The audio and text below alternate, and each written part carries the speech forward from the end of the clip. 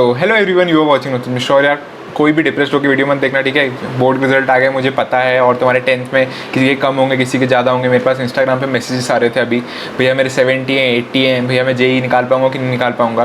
तो यार बिल्कुल जो भी डिप्रेशन है सब आज इस वीडियो में छोड़ दो, ठीक है। बिल्कुल छोड़ दो, अगले 2 साल पे कॉन्सेंट्रेट करो। मैंने अपनी पिछली वीडियो में भी यही चीज़ समझाई थी तुम्हें। तो मेरे को मैसेज जितने भी करे हैं यार सबको रिप्लाई दे रहा हूँ कि मतलब अगले 2 साल में फोकस करो। मैंने खुद अपने सामने बच्चे देखे यार जिनके 70% थे, और उन्होंने अगले 2 साल में जो करते हो तुम वो मैटर करता है। अगले 2 साल में उन्होंने बहुत मेहनत करी और उन्होंने जेई फोड़ी। तो तुम्हारी पिछला जो हो गया छूट गया, वो आगे पे फोकस करो कि तुम्हारी क्या गलतियाँ हुई थी उनको सुधारो, बस यही चीज़ है, ठीक है। अब आते हैं यार मेन वीडियो के इस पर। यार मैंने नोट्स अपलोड कर रहे थे, ठीक है। तो वो सारी वीडियोज़ यार मैंने हटा दी हैं, ठीक है। कुछ मेरे को नोट्स मेरे और मिले हैंड रिटन, ठीक है। क्या हुआ था ना, जब यार मेरा जेई क्लियर हुआ तो मेरे को जूनियर्स आए थे घर पे और वो कुछ उठा के ले गए थे नोट्स, तो मेरे पास कुछ ही बचे हुए हैं। तो वो मैंने डाल दिए हैं। कुछ और मिले मुझे जेडीली वेडीली की भी उठा के मैंने नीचे डाल दिए हैं, डिस्क्रिप्शन में लिंक पड़ी है, और आगे की वीडियो देख लेना, इंपॉर्टेंट है थोड़ी। तो आज मैं बात करने जा रहे हैं केमिस्ट्री के ऊपर, ठीक है। मतलब मैंने सोचा कि तीनों कवर कर लेता हूँ 3 वीडियोस में, कि फिजिक्स केमिस्ट्री मैथ्स को कैसे पढ़ना है जेई के लिए, ठीक है। तुम 11th क्लास में, तुम 12th क्लास में, तुम किसी भी मतलब देख सकते हो तुम। तो शुरू करते हैं यार वीडियो। तो वीडियो को यार देखो, सबसे पहली बात है केमिस्ट्री के अंदर आते हैं तुम्हारे 3 पार्ट, ठीक है। इनऑर्गेनिक, फिजिकल और ऑर्गेनिक।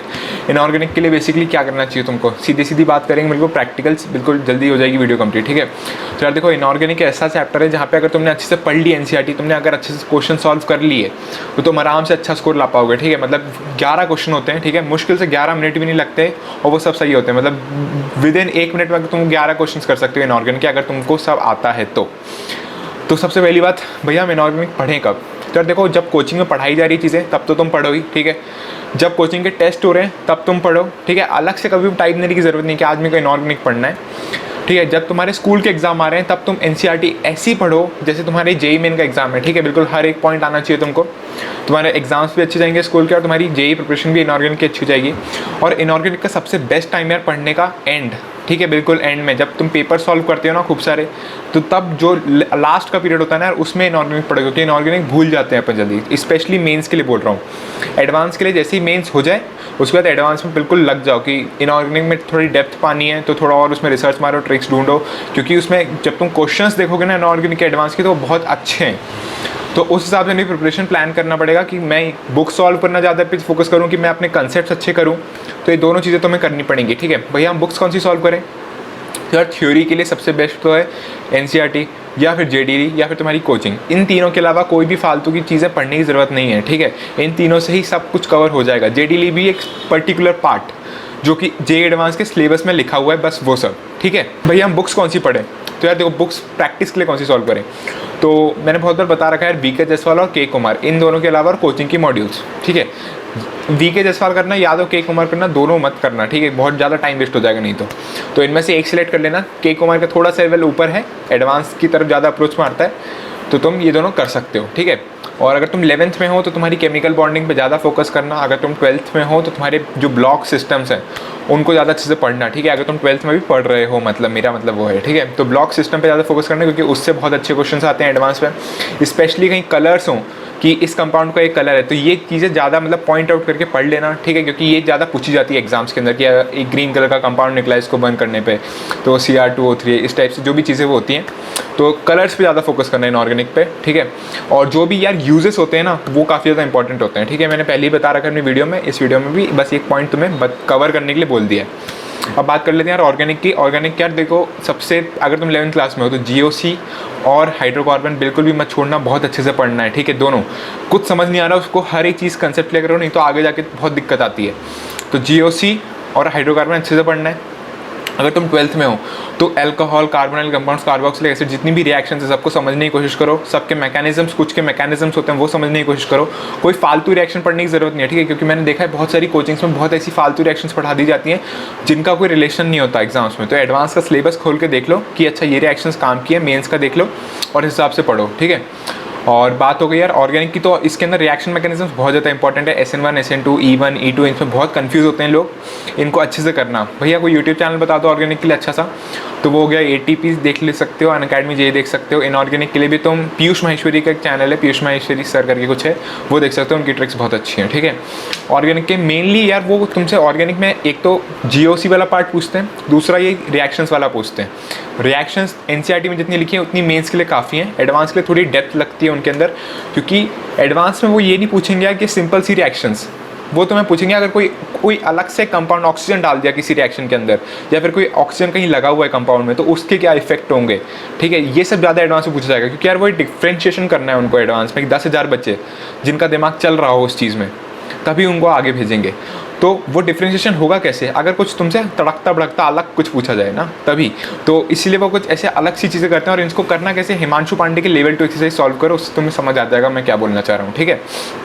तो इसके लिए बुक्स तुम्हें पता ही है, मेनली हिमांशु पांडे हो गए, MS चौहान हो गए। MS चौहान थोड़ी आउट ऑफ द बॉक्स है, पर कहीं से क्वेश्चन टिक करवा लेना कि भाई कौन कौन से इंपॉर्टेंट है, तुम वो कर सकते हो। और थ्योरी की बात करें तो यार थ्योरी के लिए ऑर्गेनिक के लिए बेस्ट एक NCERT हो गई, ठीक है। NCERT तो पढ़नी ही पढ़नी है। दूसरी हो गई तुम्हारी कोई सी भी OP टंडन पढ़ सकते हो, ठीक है। थोड़ी डेप्थ के लिए चाहिए, क्या थोड़े कंसेप्ट चाहिए, या फिर थोड़े मतलब तुम्हें समझ नहीं आ रही है इन ऑर्गेनिक, तो OP टंडन पढ़ सकते हो, ठीक है। इन दोनों के अलावा मुझे कोई और बुक नहीं आई पसंद, ठीक है।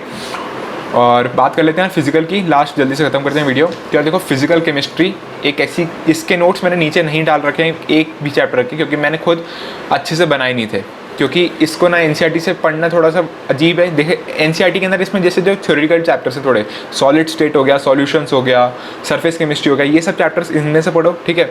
इलेक्ट्रोकेमिस्ट्री और काइनेटिक्स हो गया, फिर जो भी ऐसे चैप्टर्स हो गए, ठीक है, थर्मोडायनेमिक्स, ये तो अपने कोचिंग में जो पढ़ाई जा रही है ना, तब इनको अच्छे से पढ़ना शुरू करो, ठीक है। आयनिक हो गया, केमिकल हो गया, इन सबको यूट्यूब की वीडियो से समझो, फॉर्मूले कैसे अप्लाई होते हैं। क्योंकि यार देखो एक फॉर्मूला होता है, वो 3-4 टाइप के क्वेश्चन में लग जाता है, और तुम्हें समझ नहीं आता कि कैसे हो गया ये।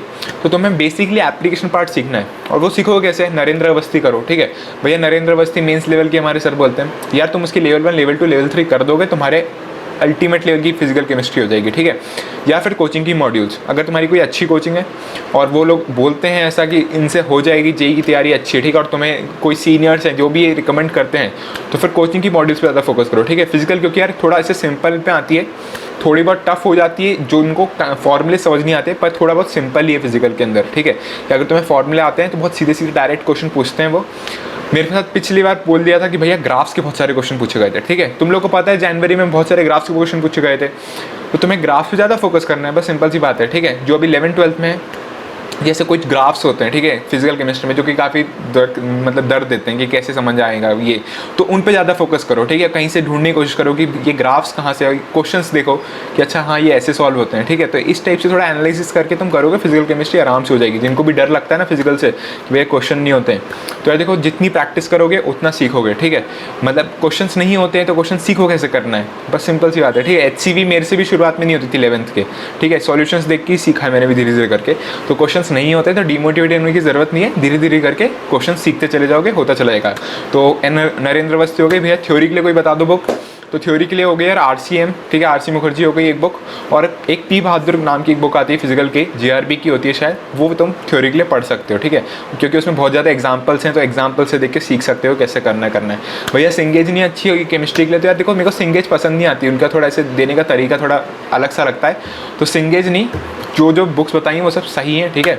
और ऐसे ही एंड करते हैं video. That's all for this video. और वीडियो पसंद है तो नीचे लाइक और सब्सक्राइब बटन है। नोट्स मत भूलना, नोट्स नीचे पड़े हुए हैं जितने भी चैप्टर्स के हैं, ठीक है, पर वो कंप्लीट है, मतलब जैसे D ब्लॉक के बहुत डिटेल नोट्स हैं, ठीक है, एडवांस तक कवर हो जाएंगे पूरा, तो जितने भी पढ़े हैं। और अगर यार तुम्हारे पास नोट्स हों इनसे अच्छे, ठीक है, और इनके अलावा चैप्टर्स के, तो मुझे एक नीचे मेल एड्रेस डाल रखा है मैंने, उसमें मुझे मेल कर देना, ठीक है।